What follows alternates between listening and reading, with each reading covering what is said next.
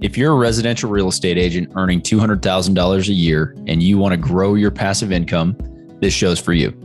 Learn the secrets other agents use and hear from experts in our field in order to guide you along your journey to investing in assets like apartment communities so that you can turn your commissions into cash flow.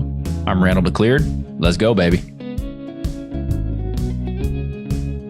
All right, welcome back to another episode of Agents Building Cash Flow. Glad to have you here. We are excited to wrap up our series about questions you should ask any syndicator prior to making an investment in their deals. So if you haven't seen or listened to the prior 3 episodes, there's a ton of questions that you can ask, and we're just going to wrap it up here. Should be a short episode so that you have all that information at your fingertips and you can go out and make smart investments with sponsors. Okay, let's kick it off. Last time we were talking about some of the failures and some of the questions you can ask sponsors about how to drive home, how they're going to handle any issues that may come up. And just kind of leading back into that, a good question you can start with is, tell me about a time when a deal went sideways and what did you do?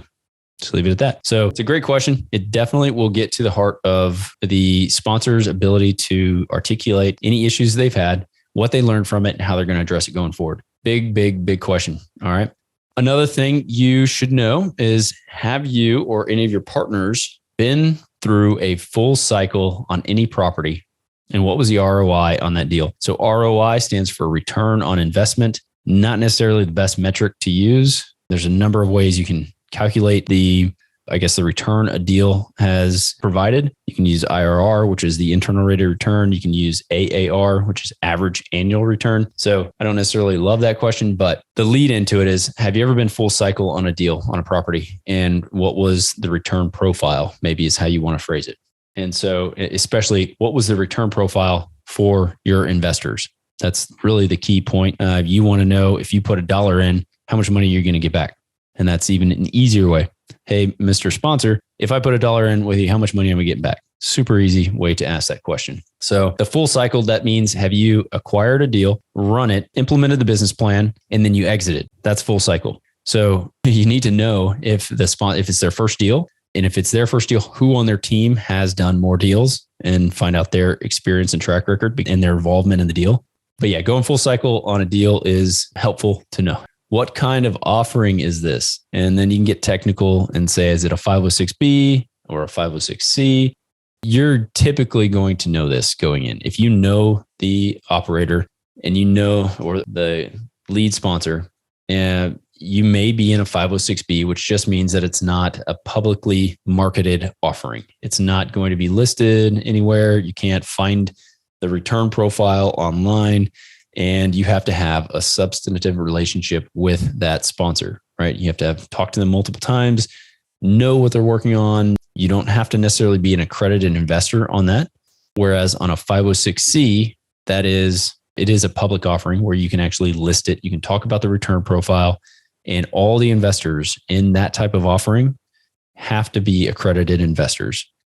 And so for a definition on accredited, I'll put a link in the show notes here. And knowing the difference in those two and how you become accredited and how they verify who you are, it's good to know, but typically that's going to be pretty straightforward in any of the offering docs or the conversations even really with the sponsor. That should not be hard to determine. So here's a question about the returns. And just know, before I even say this, that there are 1,000 different ways that a project or an acquisition can be set up, meaning there can be a preferred return. There can be different splits to the investors and the operator. And so you can ask this question, but don't let it deter you from investing. Find out why it is structured the way it is structured, because there could be very good reasons why it's structured that way. So the question is, what is the preferred return? Are there waterfall splits? And are there any hurdles? So it's very detailed if you're just starting out, but the preferred return is, if you invest, say, $1,000 in your Class A shares, you could be getting a 7% preferred return, a 5% preferred return, maybe a 10% preferred return. And so knowing if there is a preferred return is helpful, but it doesn't say the entire picture because, again, without spending way too much time on this, that's probably for another episode. I'll definitely do a deep dive into the returns and the splits, just because it is a big part of the deal. But again, on a high level, you could get a 7-70-30, which means a 7% preferred return, 70% of the proceeds go to the investors, 30% of the proceeds go to the sponsor. That's like a 7-70-30 if there's a pref. Then there are different classes of shares. If you're investing, you could be class A, class B, maybe class B shares. There's no pref, and it's maybe an 80-20 split, right? So there's a bunch of different ways you can do it and structure these offerings. And so knowing what they are, this is the important part of it, right? What are your returns? How have you structured this deal? And just get to the bottom of that. Again, that is detailed in the PPM, private placement memorandum. And so go through that with your attorney, your CPA, make sure that you understand what the returns should look like and how you're getting paid. Okay. Again, I got to detail that out in a whole different episode, I believe, because that is something that we'll do probably on a whiteboard Wednesday. And that sounds like a whiteboard Wednesday. Great. Okay. So here we go. We got let's see, who are your biggest investors in this deal and how much? So this may be disclosed. It may not be disclosed to you at the very beginning of this. It just depends on the actual deal. But in a capital stack, which again, I can link to a video of me talking about what a cap stack is on another episode. But in a capital stack, you may have, like, the biggest investor typically is going to be the bank.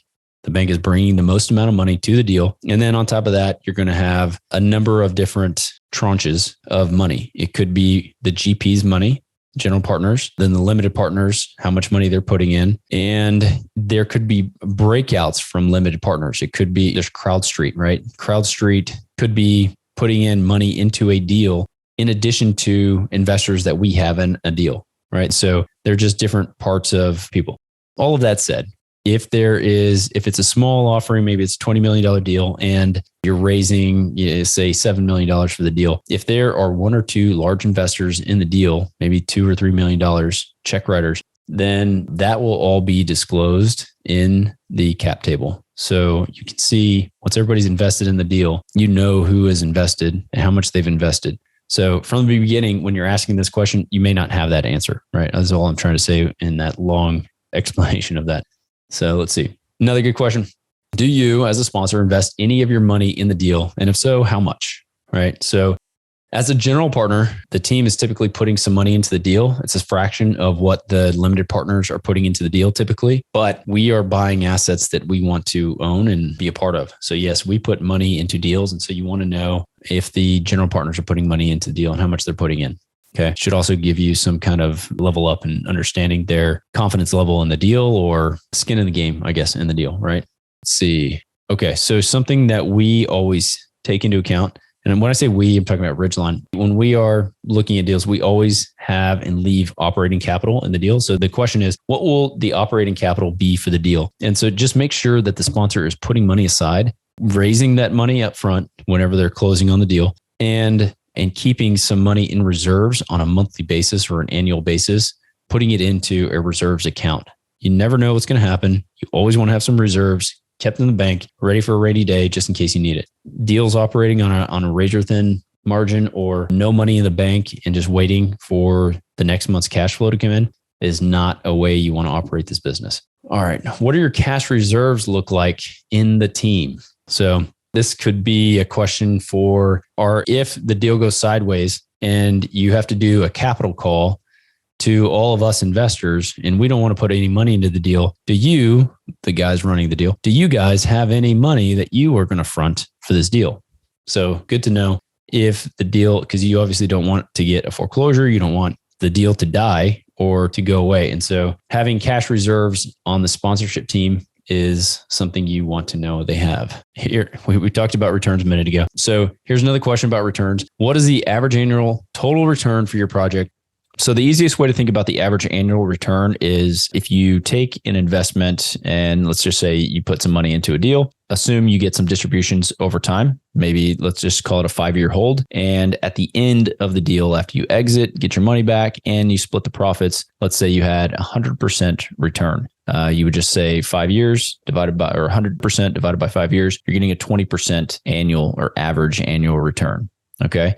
So in that scenario, you double your money. That's 100% on top of the return of capital. So you would have doubled your money in 5 years. So it's an easy way to look at it. So hopefully all these questions have helped shed some light on some things you need to be looking out for whenever you are looking at syndication deals. Thanks for joining me. Look forward to catching you on the next episode. Did you know that 80% of the agents we speak with got into real estate in order to gain passive income so they could obtain financial freedom and become work optional? If you want to stay up to date, the best way is to make sure you're subscribed. So if you haven't done that, go ahead and do it now. We'll catch you on the next episode.